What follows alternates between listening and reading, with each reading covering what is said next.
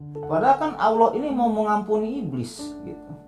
Allah ini sebenarnya mau mengampuni iblis gitu loh bos, atas dosa-dosa yang telah iblis lakukan. Iblis aja mau diampuni, yang laknatullah apalagi kita seorang manusia. Karena orang tersebut senangnya ini berlebihan, orang ini kan sangat senang sekali. Orang tersebut langsung memuji Allah dengan pujian kayak gini, ya Allah terima kasih ya Allah, Engkau adalah hambaku dan aku adalah Tuhanmu, kata orang tersebut gitu. Jadi ngomongnya kacaletot, saking senengnya gitu. Ngerti gak lu Klopers? Nah di riwayat Muslim itu Allah ini lebih senang daripada orang tersebut kalau ada hambanya yang tobat. Akhirnya kedua malaikat tersebut parasea berantem lah, memperebutkan si Jamrong ini. Hanya ketika mau berantem kedua malaikat tersebut gitu, datanglah malaikat penengah ketika itu. Datang malaikat penengah yang diriwayat menyamar jadi manusia gitu. Menyamar jadi manusia.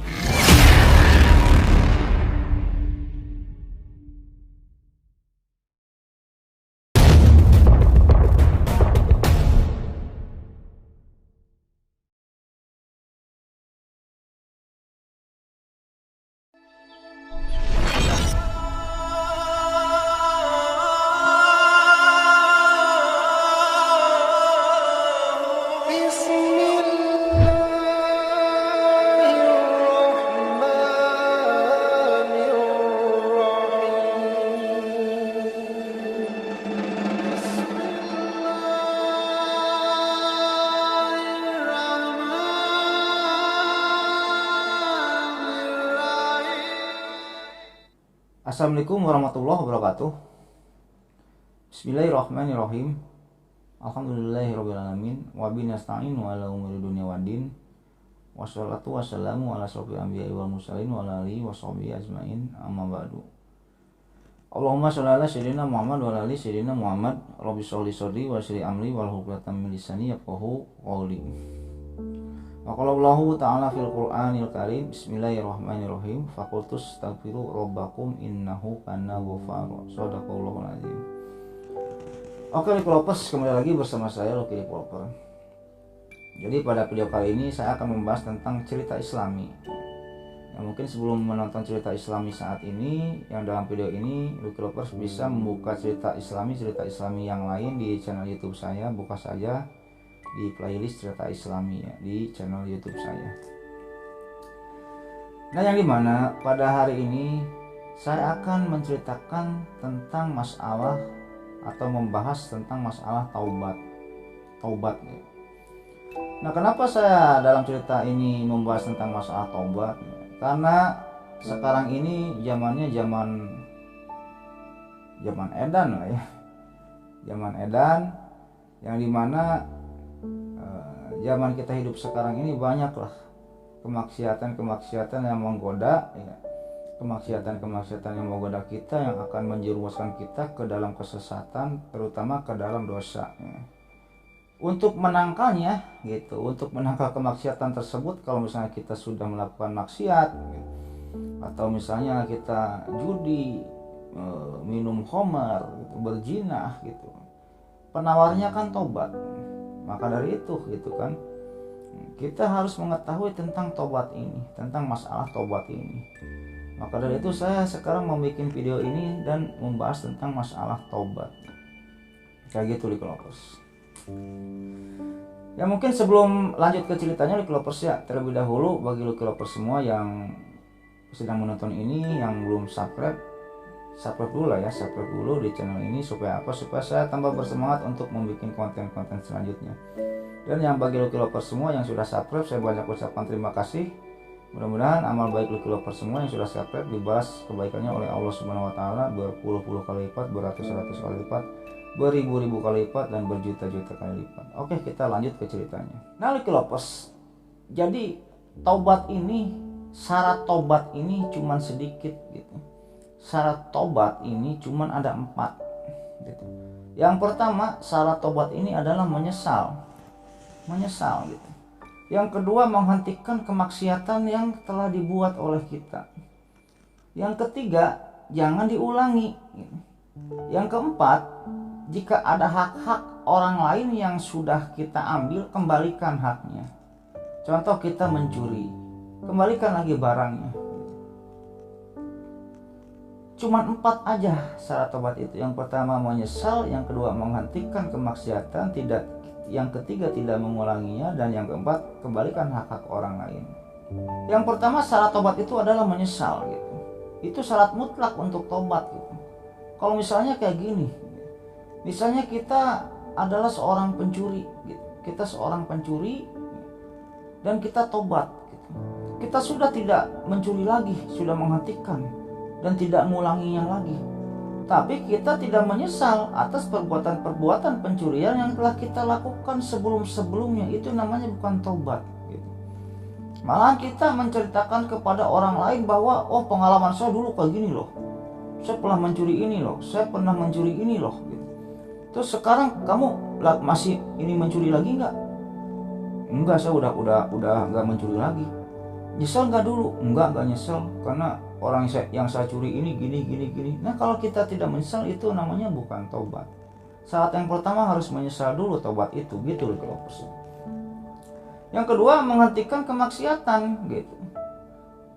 Kalau misalnya kita menyesal, kita udah mencuri hari ini, kita menyesal gitu. Terus besoknya mencuri lagi, ya itu namanya bukan taubat. Intinya harus dihentikan kemaksiatannya itu gitu. Yang ketiga tidak diulangi gitu, dan hak-haknya kembalikan, hak orang lain yang telah kita ambil kembalikan. Terus kalau misalnya ada yang bertanya kayak gini, Bang, kalau misalnya hari ini kita tobat, besok dosa lagi atau maksiat lagi, bagaimana itu Bang? Gitu ya. Ya yang namanya manusia gitu ya. Yang namanya manusia itu tidak terlepas dari salah, tidak terlepas dari lupa gitu. Karena apa? Karena surga itu bukan untuk seseorang yang nol dari dosa gitu. Kalau ada pertanyaan kayak gitu, Bang, kita sekarang tobat, besok maksiat lagi, bagaimana Bang? Ya kita besoknya tobat lagi gitu. Terus besok maksiat lagi, ya kita tobat lagi kayak gitu. Tapi dalam arti kata tanda kutip maksiatnya ini tidak disengaja gitu. Atau tidak untuk direncanakan lah. Tidak untuk kayak gini contohnya, sekarang gua mau mencuri, gampang besok mau mencuri lagi, gampang besok tobat lagi. Atau misalnya gua besok mau berzina gitu. Kalau enggak hari ini gua mau besok mau berzina gitu. Gampang lah ntar tobat. Nah itu nggak bisa gitu. Itu nggak bisa. Besok gua mau mencuri, besok gua mau merampok, nanti gampang lah tobat. Itu nggak bisa gitu. Kalau misalnya tanpa disengaja, dosa-dosa yang kita lakukan tanpa intinya tidak atas kemampuan diri kita gitu ya, kita tobat terus maksiat lagi, gimana ya? Tobat lagi. Terus kita maksiat lagi, ya tobat lagi gitu. Soalnya tidak ada dalam Al-Quran disebutkan Allah berfirman kamu tobat cukup 2 kali ya, yang ketiga kalinya tidak akan saya ampuni. Allah tidak berfirman kayak gitu. Mau 1000 kali, mau 20.000 kali, mau 1.000.000 kali kita maksiat, tetap satu-satunya jalan kita tobat gitu. Faqutus takbiru robbakum innahu kana ghafaro. Mintalah ampunan kepadaku, kepada Robmu, kepada aku, karena aku ini Maha Pengampun, kata Allah kan kayak gitu. Itu di surat Nuh ya, ayat 10 kalau nggak salah.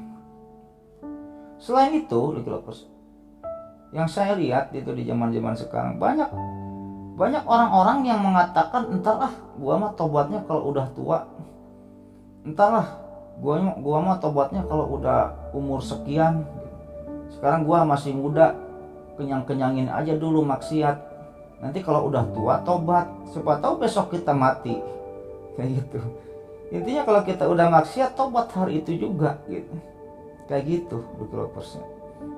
Yang kedua, Developers, kenapa orang-orang ini jarang melakukan tobat? Karena kebanyakan mereka ini ragu perihal apa? Perihal ini Allah bakal mengampuni dosa saya enggak gitu.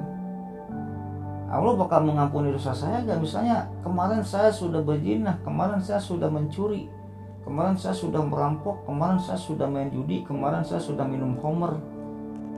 Dan hal tersebut sering dilakukan gitu. Ini Allah bakal mengampuni dosa saya nggak? Kebanyakan orang berpikirnya bahwa Allah itu malas ngampuninya karena dosanya ini kebanyakan orang-orang berpendapat kayak gitu.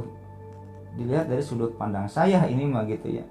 Intinya gini lah Lovers, memang Allah ini sangat benci sekali kepada penjina. Memang Allah ini sangat benci sekali kepada pemabuk, penjudi, atau perampok, pencuri gitu. Orang-orang yang melakukan kemaksiatan. Tapi ingat kata Allah gitu kan, rahmatku lebih besar daripada murkaku gitu. Rahmatku lebih besar daripada murkaku. Intinya kayak gitu. Jadi kita jangan berputus asa terhadap rahmat Allah gitu. Jangan berputus asa terhadap rahmat Allah. Seperti siapa? Seperti iblis. Iblis adalah orang yang berputus asa terhadap rahmat Allah. Intinya kayak gitu. Padahal kan Allah ini mau mengampuni iblis gitu. Allah ini sebenarnya mau mengampuni iblis gitu loh bos. Atas dosa-dosa yang telah iblis lakukan. Iblis aja mau diampuni, yang laknatullah apalagi kita seorang manusia gitu. Tentara-tentaranya Allah, khalifahnya Allah. Iblis aja yang bukan khalifahnya Allah ini mau diampuni gitu. Ya kan ketika itu iblis ini mau tobat loh bos. Iblis ini mau tobat. Ketika itu pada zaman Nabi Musa, kalau nggak salah pada zaman Nabi Musa, iblis ini menghampiri Nabi Musa. Ya Musa, kamu kan teman bicaranya Allah. Ini saya pikir-pikir dosa saya ini semakin banyak nih. Tolong dong sampaikan kepada Allah saya mau tobat, kata iblis ketika itu. Yang benar lu iblis. Ini gua mau tobat, kata iblis ketika itu. Akhirnya singkat cerita Musa ini pergi berdialog dengan Allah. Setelah berdialog, Musa ini kembali menghampiri si iblis. Iblis, ada berita baik buat kamu. Ada apa ya Musa? Apa beritanya? Allah maafin saya nggak? Iya, Allah bakal maafin kamu. Wah, mantap kata iblis ini. Apa syaratnya kata iblis? Allah bakal maafin kamu dosa-dosa kamu kalau kamu sujud di makam Adam. Kamu jangan tanya makam Adam di mana, kamu kan udah tahu makam Adam. Mendengar hal tersebut iblis itu murka gitu. Murka, enak aja gua waktu Adam hidup aja gua nggak mau sujud, apalagi Adam udah mati, kata iblis ketika itu jawabnya. Nah kita itu jangan seperti iblis lah, intinya kayak gitu Ikhlas. Ya intinya kita jangan ragu dengan rahmat Allah gitu. Kan saya tadi bilang rahmatku lebih Allah pernah berfirman rahmatku lebih besar daripada murkaku. Intinya kayak gitu. Dan kalau misalnya ada orang yang bertanya lagi, Bang, kalau misalnya kita tobat, kita ini maksiat lagi, tobat lagi, maksiat lagi, sebenarnya Allah ini senang gak sih Bang kalau ada hambanya yang tobat? Intinya kayak gitu lah. Nah lu kilopers, ada di riwayat Muslim ada suatu riwayat. Jadi ketika itu ada seseorang yang lagi safar itu perjalanan yang sangat jauh sekali, mau menempuh perjalanan jarak jauh ribuan kilo atau ratusan kilo. Yang dimana ketika itu orang tersebut safar ini dengan menunggangi unta. Dan semua perbekalannya, bajunya, uangnya, makanannya, minumannya ada di unta tersebut. Kan kalau unta di atas ini ada perbekalan kayak gitu ya. Suatu ketika di padang pasir dia tuh ketiduran. Setelah ketiduran, pas orang tersebut bangun, untanya itu udah nggak ada. Untanya nggak ada, perbekalannya sudah nggak ada gitu. Dia di padang pasir, lihat ke sana jauh, lihat ke sini jauh, ratusan kilo lagi. Udah pasrah orang itu. Ya udah meninggal di sana, intinya kayak gitu. Kalau untanya nggak ketemu, soalnya perbekalannya di sana sudah di unta semua, perbekalannya, makanannya, minumannya gitu kan. Akhirnya melihat dicari-cari untanya nggak ada. Setelah orang tersebut mencari-cari untanya, akhirnya nggak ketemu lah. Singkat cerita orang itu tertidur. Setelah tertidur, pas bangun melihat ke pinggir, untanya itu ada lagi. Untanya ini ada lagi. Ketika melihat unta dan perbekalan makanan airnya ini sudah ada lagi di sampingnya, orang tersebut sangat senang sekali. Karena orang tersebut senangnya ini berlebihan, orang ini kan sangat senang sekali.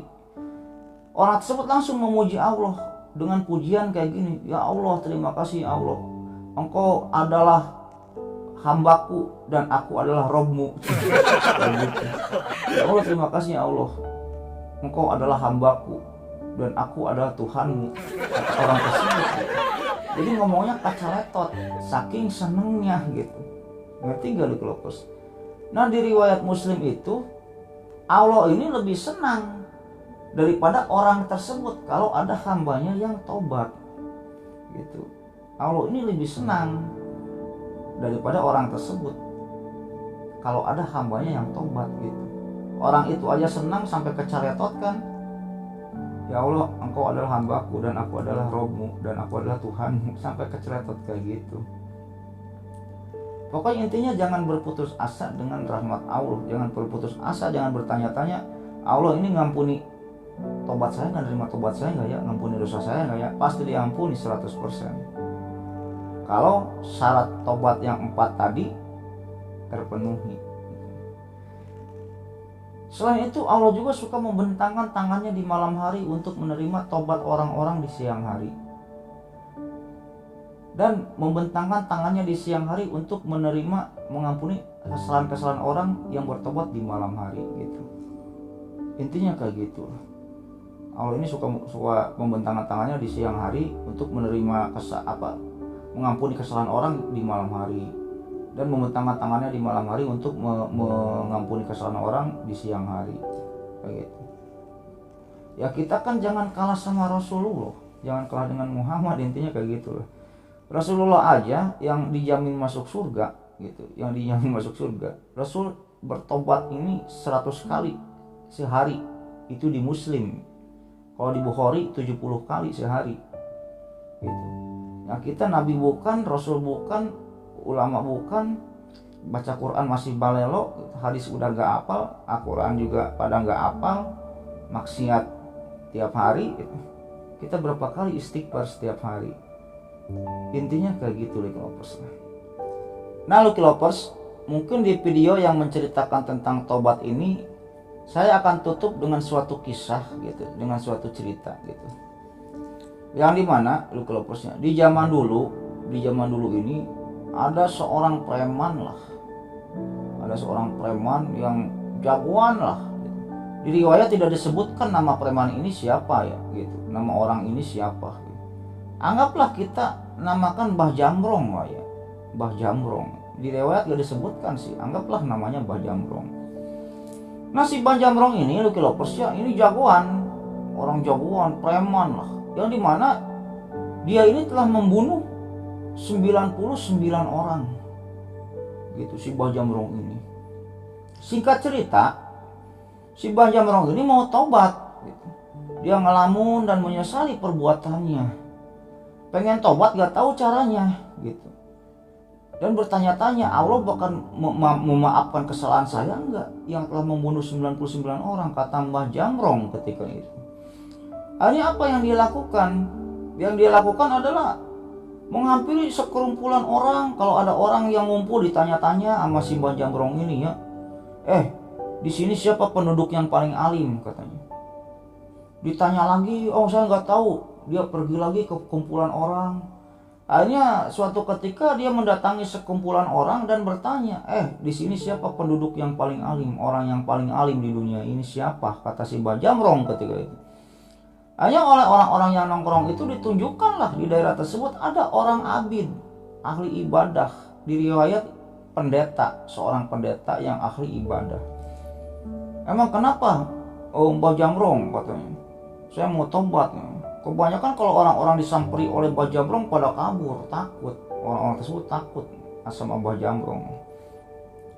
Hanya singkat cerita, datanglah Mbah Jambrong ini ke seorang abid tadi, ke seorang pendeta tadi. Anggaplah namanya Abid ya. Anggap namanya Pak Abid. Datang ke pendeta, ngetuk pintu, tuk tuk tuk, dibuka oleh pendeta, dipersilakan masuk. Setelah dipersilakan masuk, ada apa kamu kesini? Diperkenalkanlah saya Mbah Jambrong. Iya, ada apa kesini? Kata pendeta tersebut. Ketika itu Mbah Jambrong menceritakan, saya ini sudah membunuh 99 orang dan saya pengen tobat. Menurut Pak Pendeta, tobat saya bakal diterima nggak oleh Allah? Dan bagaimana saya harus bertobat? Caranya ini bagaimana? Kata Mbah Jamrong betul. Mendengar Mbah Jamrong tersebut sudah membunuh 99 orang, sama pendeta itu dipencak-pencak lah, dimarahi. Celaka kamu, neraka kamu. Allah tidak akan mengampuni dosa kamu. Dosa kamu itu terlalu besar. Kalau membunuh satu orang aja dosanya sama kayak membunuh semua makhluk hidup di bumi. Apalagi kamu udah membunuh 99 orang. Neraka kamu. Allah tidak akan mengampuni taubat kamu. Allah tidak akan mengampuni kesalahan-kesalahan kamu. Mendengar jawaban dari si Abid tadi, ya udah tanggung ya. Tanggung sama Mbah Jamrong itu yang nyambut golok, gecek. Dibunuhlah orang Abid tadi atau pendeta tadi. Genaplah ketika itu Mbah Jamrong ini membunuh 100 orang. Jadi Mbah Jamrong membunuh 100 orang. Setelah Mbah Jamrong membunuh pendeta tadi, gitu, Mbah Jamrong pergi lagi mencari perkumpulan-perkumpulan orang. Untuk apa? Untuk menanyakan lagi. Dia tuh ingin taubat. Caranya gimana? Nyarilah ketika itu ke perkumpulan-perkumpulan orang dan menanyakan, ada nggak orang alim di dunia ini? Siapa, tunjukkan kepada saya. Akhirnya Mbah Jamrong ketika itu mendatangi sekumpulan orang, ya yang lain pada lari gitu. Adalah seorang dua orang yang menunjukkan Mbah Jamrong itu kepada seorang alim ketika itu. Akhirnya orang-orang tersebut menunjukkan, tuh di sana ada seorang alim. Mbah datang aja ke sana, Mbah Jamrong datang aja ke sana. Nanti curhat aja kalau mau tobat ke orang alim itu, kata sekumpulan orang ini. Hanya Mbah Jamrong ini pergi lagi ke orang alim. Nah, inilah bedanya di kelompoknya abid dan alim. Kalau abid itu ahli ibadah. Jadi intinya gini, kalau alim itu orang berilmu gitu. Kan ada kan istilahnya alim ulama gitu ya. Ulama yang berilmu. Nah, jadi kita ini jangan ibadah tanpa tahu ilmu gitu. Ibadah ini harus didasari dengan ilmu kayak gitu loh kelompok. Oke, kita lanjut ceritanya. Didatangilah orang alim tersebut oleh Mbah Jamrong kelompok. Anggap namanya Pak Alim lah. Setelah sampai ke rumah Pak Alim, diketok pintunya, dibuka oleh Pak Alim. Masuk. Diperkenalkan diri, saya Mbah Jamrong. Oh, ya saya Pak Alim. Ada apa kamu mau kesini? Kata Pak Alim ketika itu. Jadi Pak Alim, saya ini mau tobat. Kata Mbah Jamrong ketika itu. Saya ini sudah membunuh 100 orang. Saya mau tobat, caranya gimana? Dan Allah akan memaafkan kesalahan-kesalahan saya kalau saya bertobat, kata Mbah Jamrong ketika itu mencurahkan isi hatinya kepada Pak Alim. Yang dimana ketika itu Pak Alim ini menjawab, Mbah Jamrong, sebesar apapun dosa kita, pasti Allah bakal memaafkannya. Asal kamu tulus dari dalam hati, taubatan nasuha, tidak akan membunuh-bunuh lagi, tidak akan melakukan kemaksiatan lagi. Kalau ada barang-barang kamu orang yang sudah kamu curi, kembalikanlah. Nanti kalau masalah nyawa itu nanti kamu urusannya dengan Allah. Yang penting kamu sekarang menyesal dulu. Iya Pak Alim, saya menyesal, kata Mbah Jamrong ini. Saya pengen tobat, apa syaratnya? Ya udah, kalau kamu menyesal, udah sesali tobat. Kamu syarat yang kedua, kamu harus pergi dari tempat tinggal kamu saat ini ke tempat B gitu ya. Jadi si Mbah Jamrong ini suruh hijrah, suruh meninggalkan tempat kediaman asalnya dan ditunjukkan oleh Pak Alim ini ke tempat B. Anggaplah dari tempat A ke tempat B. Karena apa lu kelopers? Tempat di mana si Mbah Jamrong tinggal, anggap tempat A ini ketika itu dihuni oleh penduduk-penduduk atau teman-temannya si Mbah Jamrong ini ya kayak perampok, pencuri, penjina, peminum homer dan lain-lain gitu. Maka syarat yang kedua, kamu harus tinggalkan tempat asal kamu dan hijrah kamu ke tempat B. Ditunjukkanlah suatu tempat B ketika itu sama si alim ini. Karena di tempat B ini terdapat ustadz-ustadz, orang-orang soleh gitu ya. Kayak gitulah intinya. Para habaib gitu ya. Yang dimana di sini kita bisa ambil pelajaran bahwa pergaulan itu menentukan gitu. Pergaulan kita itu, kita bergaul dengan siapa menentukan masa depan kita. Ya, kita kebanyakan bergaul dengan pencuri, perampok, peminum homer, penjina, intinya orang-orang nakal, ya kita akan ke bawah nakal gitu. Kalau kita bergaul dengan orang-orang baik, kita akan ke bawah baik. Itulah faedah yang bisa kita ambil dari cerita ini gitu loh. Singkat cerita, Mbah Jamrong pun, oke, itu aja syaratnya, kata Mbah Jamrong ini ketika itu kepada Pak Alim. Iya, udah itu aja syaratnya. Kok gampang banget ya, kata Mbah Jamrong ini. Ya udah, besok saya mau hijrah ke tempat B. Ya udah, alhamdulillah.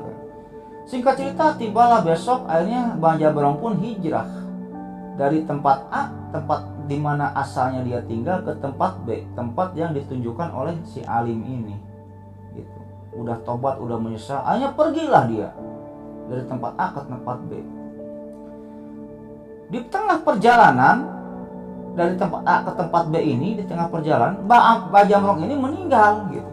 Ketika dia mau hijrah dari tempat A ke tempat B, di tengah perjalanan si Mbah Jamrong ini meninggal. Di tengah jalan geplok, meninggal aja si Mbah Jamrong ini. Nah, yang dimana kita ketahui loh ya, kan kalau orang yang meninggal itu ya, kalau meninggalnya itu dalam keadaan jelek, itu ruh kita itu akan dibawa dan akan disiksa oleh malaikat ajab. Gitu loh ya. Dan kalau kita meninggalnya dalam keadaan bagus, dalam keadaan baik gitu, malaikat ruh kita itu akan dikapani oleh malaikat rahmat dengan kain kapan dari surga. Nanti kita akan mendapatkan nikmat kubur gitu, dan akan dimasukkan ke dalam surga gitu. Dan kalau kita meninggal dalam keadaan jelek, kita akan mendapatkan siksa kubur, dan ruh kita pun nanti akan disiksa dulu oleh malaikat ajab gitu. Nah, kembali ke ceritanya. Nah, ketika Mbah Jamrong ini dalam perjalanan dari tempat A ke tempat B ini, di tengah jalan meninggal.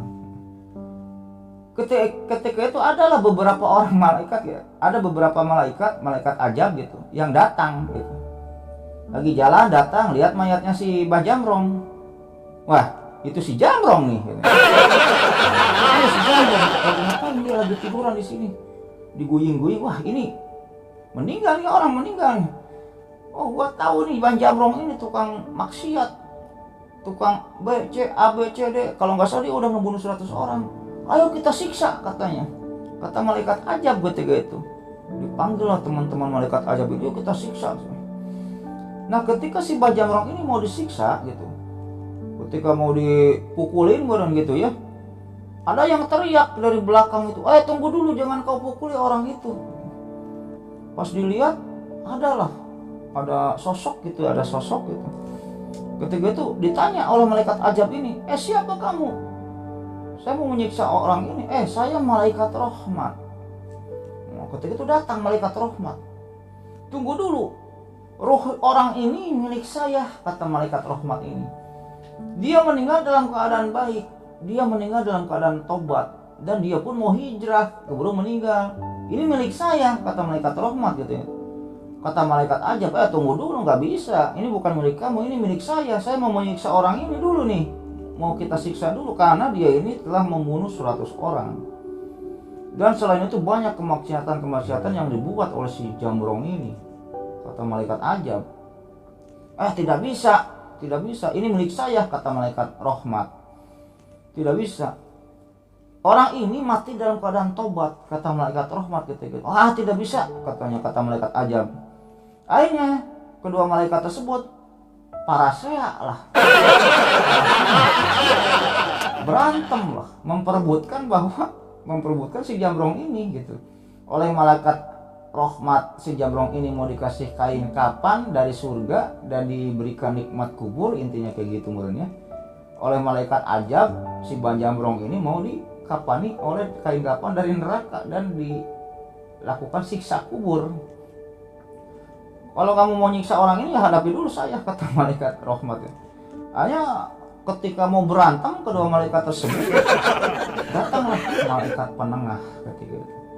Datang malaikat penengah yang diriwayat menyamar jadi manusia gitu. Menyamar jadi manusia. Anggaplah menyamar jadi kakek-kakek lah ya. Berupa kakek-kakek manusianya itu. Aduh, ini ada apa nih, kakek tadi ngelewat ke sini kok kalian berisik amat, kalian pada berantem, ada apa? Oh ini kek, kata malaikat ajab ini. Ini saya malaikat ajab kek. Ini saya mau menyiksa orang ini kek, menyiksa orang ini karena orang ini gini. kata malaikat ajab. Kata malaikat rahmat, oh gak bisa kek, saya malaikat rahmat kek, saya mau memberikan dia nikmat kubur kek, saya mau memasukkan dia ke dalam surga kek, karena orang ini gini. Akhirnya ketika itu si kakek itu memberikan ide, udah gini aja lah, kata kakek itu, gini aja, ukur aja jaraknya, jarak mayat ini ke tempat A dan jarak mayat ini ke tempat B. Kalau jarak mayat ini lebih dekat ke tempat A, lebih dekat ke tempat asalnya gitu ya, berarti mayat ini milik malaikat ajab gitu. Terserah sama kamu mau disiksa kayak mau dilelep-lelepin di neraka, mau disiksa kubur, terserah. Dan kalau mayat ini jaraknya lebih dekat ke tempat B, ke tempat hijrahnya, mayat ini milik malaikat rahmat. Terserah mau dibawa jalan-jalan dulu ke taman surga, si ruhnya mau diberikan nikmat kubur atau mau gimana, terserah malaikat rahmat lah, kata kakek-kakek itu. Akhirnya kedua malaikat ajab dan malaikat rahmat pun setuju. Oh, itu ide yang bagus katanya. Akhirnya diukur jarak mayat si Jamrong ini dengan tempat A dan jarak mayat si Jamrong ini dengan tempat B gitu. Akhirnya diukur. Singkat cerita saja, akhirnya mayat si Jamrong ini lebih dekat jaraknya ke tempat B gitu. Lebih dekat jaraknya ke tempat B, yang dimana berarti mayat si Jamrong ini milik malaikat rahmat. Begitu. Dan ada di riwayat lain gitu ya, sebenarnya mayatnya si Mbah Jamrong ini lebih dekatnya ini ke tempat A gitu, ke tempat asalnya. Kalau kayak gitu kan berarti mayat ini milik malaikat ajab ya. Akan tetapi sebelum mereka ini, kedua malaikat ini mengukur jarak, Allah memerintahkan tempat A ini untuk menjauh. Tempat A menjauhlah, akhirnya menjauhkan, dan memerintahkan tempat B ini untuk mendekat. Tempat B mendekatlah, akhirnya mendekat tempat B ini, sehingga ketika itu jarak mayat ini lebih dekat kepada tempat B, hanya beberapa meter atau beberapa jengkal lah, diriwayat kayak gitu. Dan akhirnya mayat si Jamrong ini milik malaikat rahmat gitu. Nah, itulah kenapa saya ceritakan masalah ini, itulah gunanya tobat gitu, itulah manfaatnya tobat, yang dimana kita jangan berputus asa dengan rahmat Allah. Allah ini bakal maafin kita atau enggak, pasti Allah maafkan gitu, terhadap kesalahan-kesalahan yang telah kita perbuat asal kita bertobat. Faqultu astaghfiru rabbakum innahu kana ghafara. Mungkin gitu aja loh lovers ya cerita pada video kali ini, mudah-mudahan menghibur gitu. Dan terima kasih pada lovers semua yang telah menonton video ini sampai selesai. Dan tak lupa juga ya untuk mendukung channel ini, tolong like, subscribe, dan bagikan ke teman-teman semua untuk menjadikan suatu pelajaran gitu ya. Dan dalam cerita ini ambil yang baiknya dan buang yang jeleknya, dan jika saya ada salah-salah kata atau salah apa, mungkin itu kesalahan saya pribadi dan hal tersebut tidak saya sengaja. Oke, mungkin sebelum saya tutup ceritanya, terlebih dahulu saya bakal mendoakan kepada lovers semua gitu ya. Allahumma inna nas'aluka bi anna lakal hamdu la ilaha illa anta wahdaka la syarika lakal mananu badius samawati wal ardh dzul jalali wal ikram ya hayyu qayyum. Ya, mudah-mudahan lovers semua ya perbanyak rezekinya, dipermudah rezekinya, dipermudah karirnya gitu ya. Dan jika ada lovers semua yang sedang sakit, mudah-mudahan disembuhkan dan diangkat penyakitnya oleh Allah Subhanahu wa taala dan tidak disakitkan sampai wafat. Dan jika ada lovers semua yang masih sehat, mudah-mudahan diperpanjang nikmat sehatnya oleh Allah Subhanahu wa taala dan tidak disakitkan lagi sampai dengan wafat. Dan jika ada lovers semua yang belum punya jodoh, mudah-mudahan cepat dipertemukan jodohnya oleh Allah Subhanahu wa taala. Jika laki-laki mendapatkan wanita yang soleh, cantik, baik, sayang kepada suami, dan jika seorang wanita mudah-mudahan jodohnya ini dipertemukan dengan laki-laki yang tampan, yang gagah, yang soleh, yang sayang kepada istri, dan yang paling utama yang berkepribadian ya, punya rumah pribadi, punya mobil pribadi kayak gitu. Ya, dan yang paling utama mudah-mudahan kita semua termasuk saya nantinya dikumpulkan dalam surganya Allah Subhanahu wa taala dan mendapatkan syafaat darinya. Ya mungkin gitu aja loh ya cerita pada video kali ini, mudah-mudahan menghibur. Akhirul kata, Allahumma sholli ala sayyidina Muhammad wa ala ali sayyidina Muhammad wa billahi taufiq wal hidayah. Wassalamualaikum warahmatullahi wabarakatuh.